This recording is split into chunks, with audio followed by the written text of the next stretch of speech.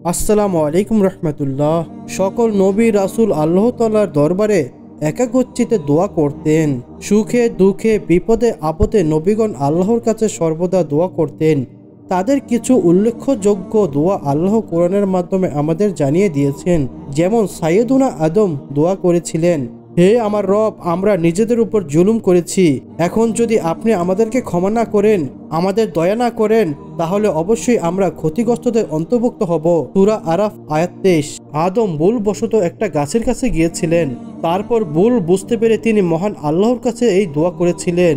সাইয়েদুনা ইব্রাহিম আল্লাহর নিকট দোয়া করেছিলেন, হে আমার রব, আমাকে ও আমার সন্তানদের নামাজ প্রতিষ্ঠাকারী বানিয়ে দিন। হে আমার রব, আপনি আমার দোয়া কবুল করুন। সূরা ইব্রাহিম আয়াত নম্বর 40। এখানে দেখুন, ইব্রাহিম আলাইহিসসালাম নিজেই পাশাপাশি সন্তানদের জন্য দোয়া করেছেন।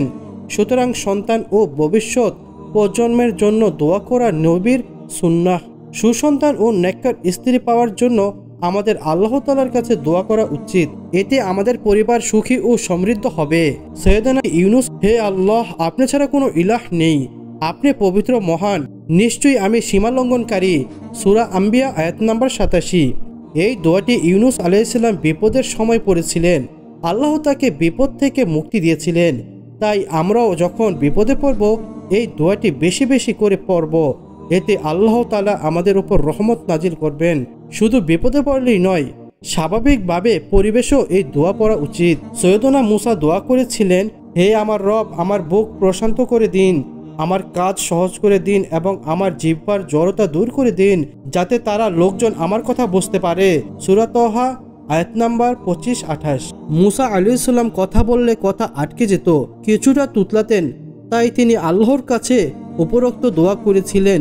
আমাদের মধ্যেও যাদের কথায় অস্পষ্টতা আছে, উচ্চারণ করতে কষ্ট হয়, তাদের বেশি বেশি করে এই দোয়া পড়া উচিত। যাতে উচ্চারণ সাবলীল আসে, তাদেরও এই দোয়া পড়া উচিত। এতে করে তার কথা আরও স্বাভাবিক হবে। জাকারিয়া দোয়া করেছিলেন, হে আমার রব, আমাকে আপনি নিঃসন্তান বানিয়ে রাখবেন না, আপনি তো উত্তম উত্তরাধিকার বা সন্তান দানকারী। সূরা আম্বিয়া আয়াত নাম্বার 89। জাকারিয়া জীবনের বড় একটা সময় জুড়ে নিঃসন্তান ছিলেন। তাই সন্তান চেয়ে তিনি আল্লাহর কাছে এই দোয়া করেছিলেন।